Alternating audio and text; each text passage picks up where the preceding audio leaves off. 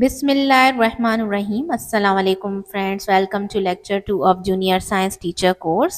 सबसे पहले जिन लोगों ने अभी तक लेक्चर 1 नहीं देखा वो ज़रूर देख लें, क्योंकि उसमें हमने बहुत इंपॉर्टेंट क्वेश्चंस कवर किए थे। उसका लिंक आपको नीचे डिस्क्रिप्शन में मिलेगा और ऊपर आई बटन में भी अवेलेबल है।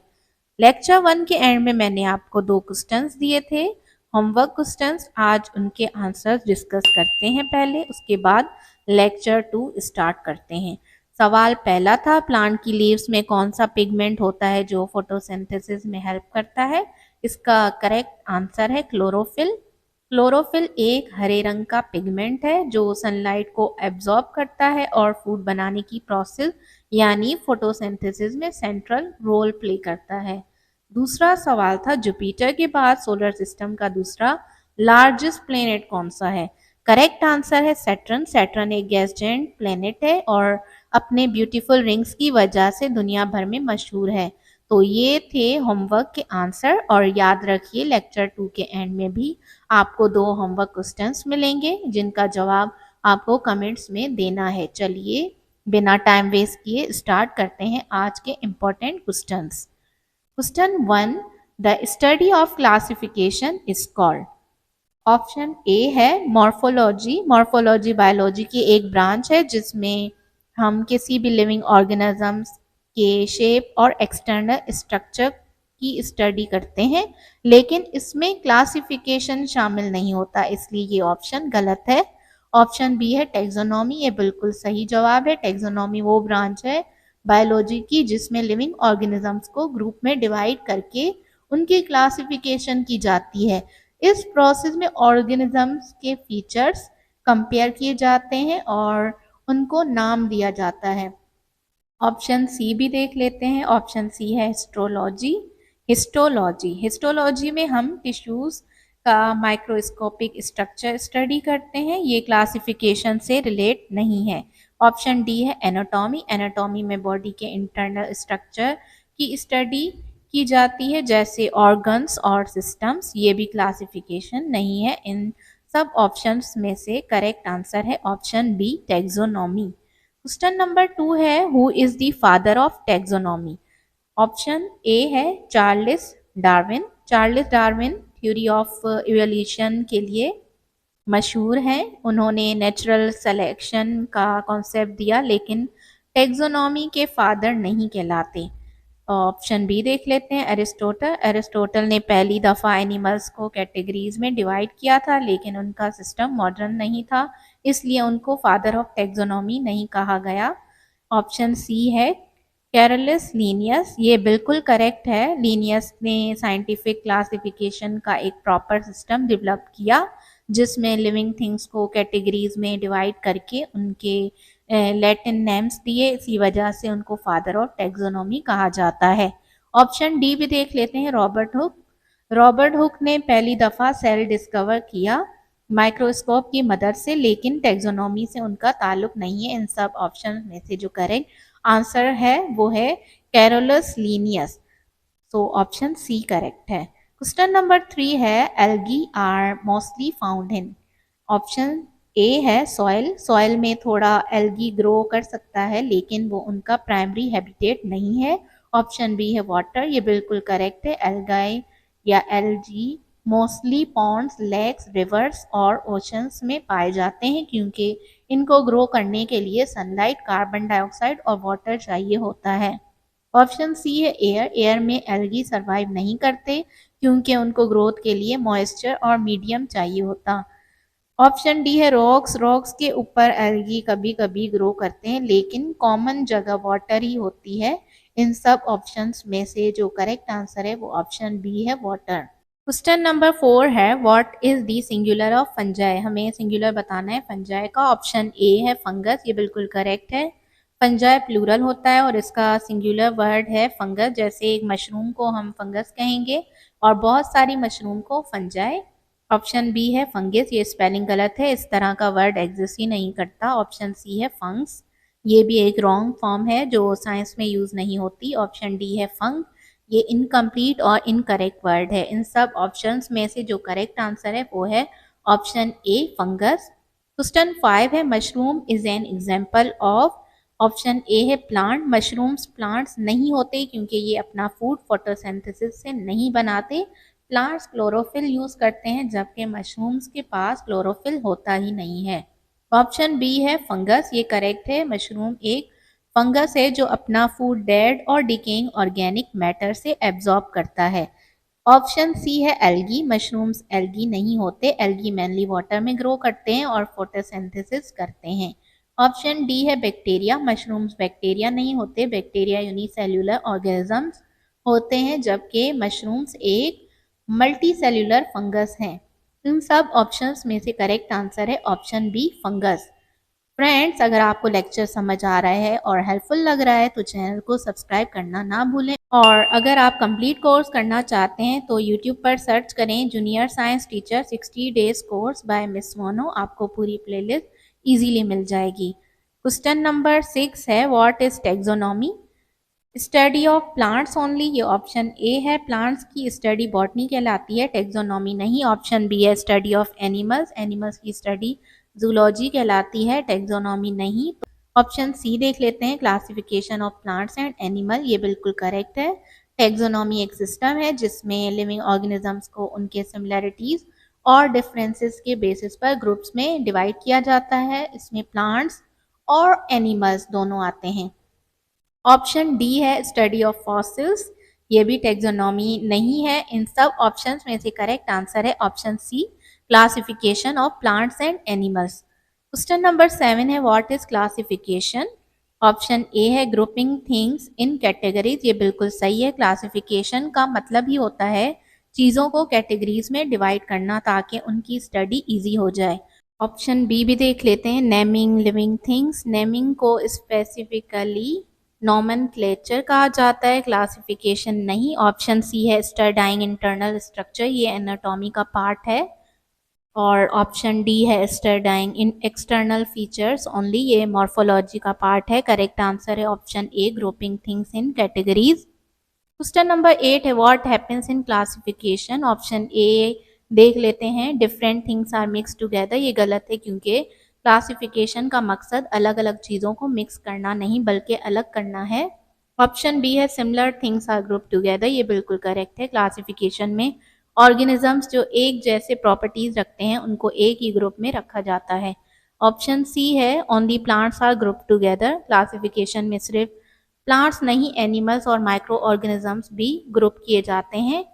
ऑप्शन डी है only animals are group together, ये भी इनकम्प्लीट है क्योंकि क्लासिफिकेशन में सब लिविंग ऑर्गेनिजम्स आते हैं। करेक्ट आंसर है option B, similar things are group together. Question number 9 है how many kingdoms are there? Option A है 3, तो पुराने सिस्टम में 3 किंगडम्स होते थे लेकिन अब नहीं। ऑप्शन बी है 4, ये भी मॉडर्न सिस्टम नहीं है, ओल्ड सिस्टम है, उसमें 4 बताए जाते थे लेकिन मॉडर्न सिस्टम के हिसाब से ऑप्शन सी जो है 5, ये बिल्कुल करेक्ट है।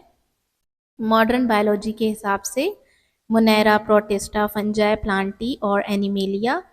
ऑप्शन डी है 6, कुछ साइंटिस्ट सिक्स्थ किंगडम भी कंसीडर करते हैं जो है आर्चिया बैक्टीरिया, लेकिन स्टैंडर्ड क्लासिफिकेशन 5 किंगडम्स का ही है। करेक्ट आंसर है ऑप्शन सी 5। क्वेश्चन नंबर 10 है what are the 5 kingdoms?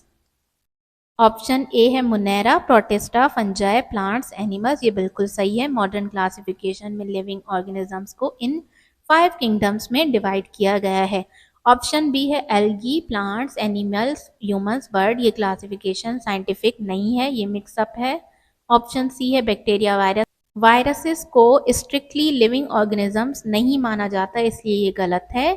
Option D है cells, tissues, organ, system, organisms, ये बायोलॉजिकल ऑर्गेनाइजेशन लेवल हैं, किंगडम नहीं है। करेक्ट आंसर है A, Monera, Protista, Fungi, plants, animals.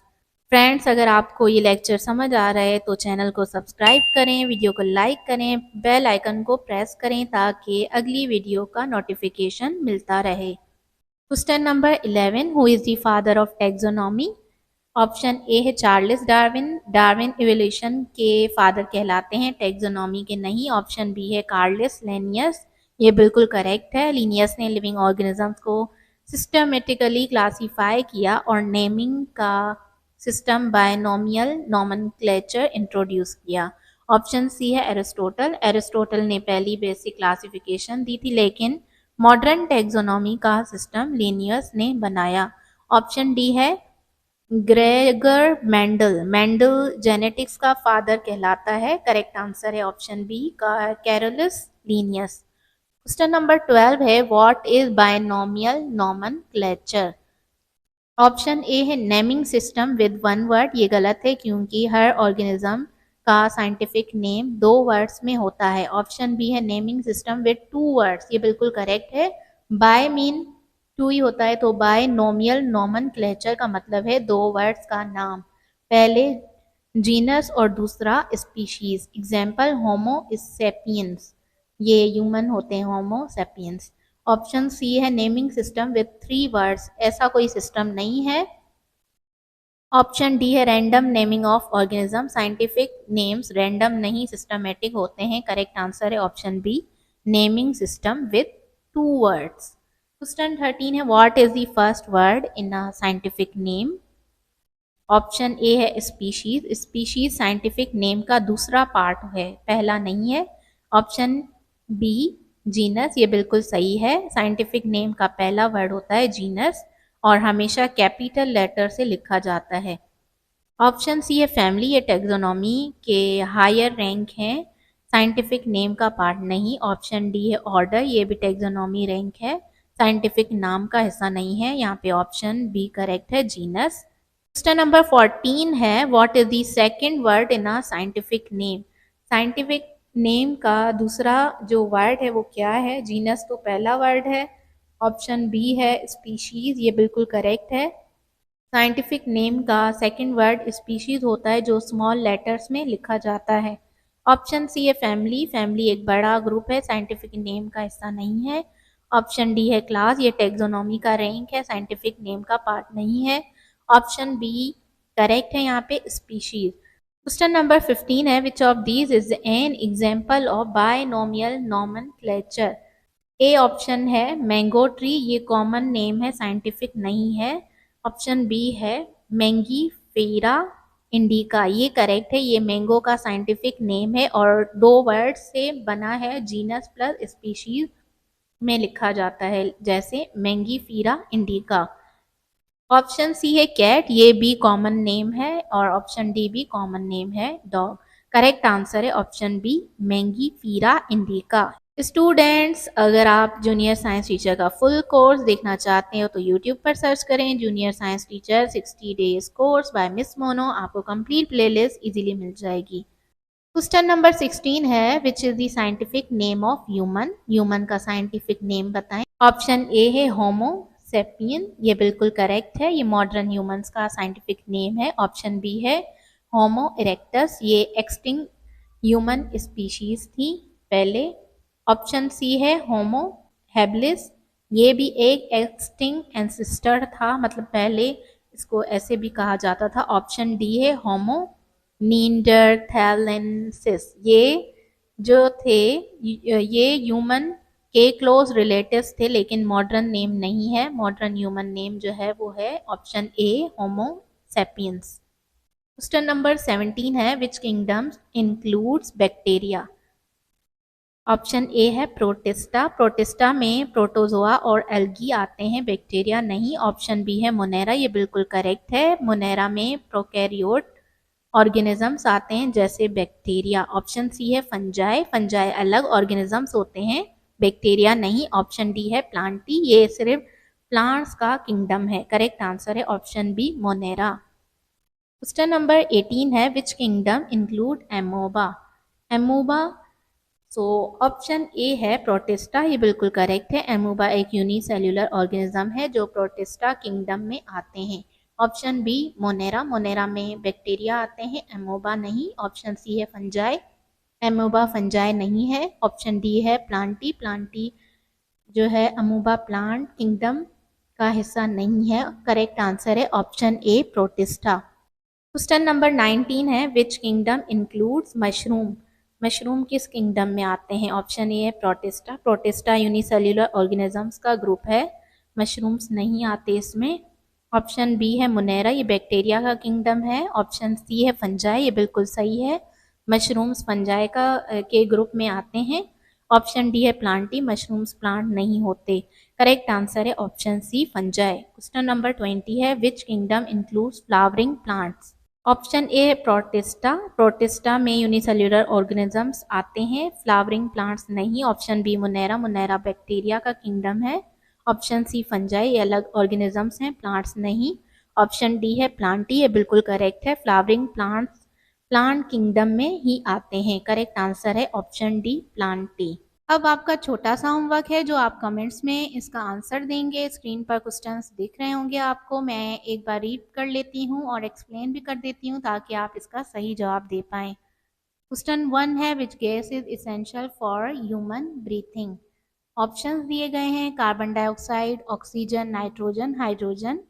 इंसान जिंदा रहने के लिए किस गैस की ज़रूरत होती है सबसे ज़्यादा, जो इनहेल करता है, इनटेक करता है इंसान, वो हम लंग्स के ज़रिए अंदर लेते हैं। सोचो कौन सी गैस है जो हमारी बॉडी के सेल्स को एनर्जी देने के लिए चाहिए होती है। आप आंसर कमेंट में बताएं। क्वेश्चन 2 है हु डिस्कवर्ड ग्रेविटी।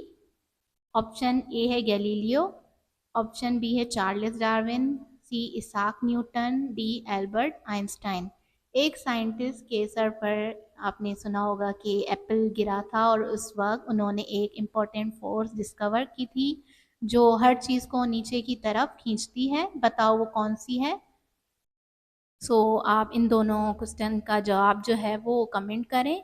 मैं नेक्स्ट लेक्चर में इसका आंसर आपको एक्सप्लेन करूँगी। देन स्टार्ट करेंगे हम अगला लेक्चर। आज का लेक्चर 2 हमने कंप्लीट कर लिया है। आज हमने टेक्सोनॉमी और क्लासिफिकेशन से रिलेटेड 20 इम्पोर्टेंट क्वेश्चंस डिटेल के साथ समझे। अगर आपने लेक्चर 1 अभी तक नहीं देखा तो ज़रूर देखें, लिंक डिस्क्रिप्शन और आई बटन में अवेलेबल है। और याद रखिए एक अलग प्लेलिस्ट भी बनेगी जिसमें हम फाइनल रिवीजन और मॉक टेस्ट स्टाइल प्रैक्टिस करेंगे ताकि आपको एग्जाम के बिल्कुल पहले स्ट्रॉन्ग प्रिपरेशन का मौका मिले। होमवर्क के 2 क्वेश्चन के आंसर आप कमेंट में लिखना ना भूलिए। मिलते हैं लेक्चर 3 में जिसमें हम इंटरेस्टिंग और इम्पोर्टेंट साइंस के क्वेश्चंस डिस्कस करेंगे।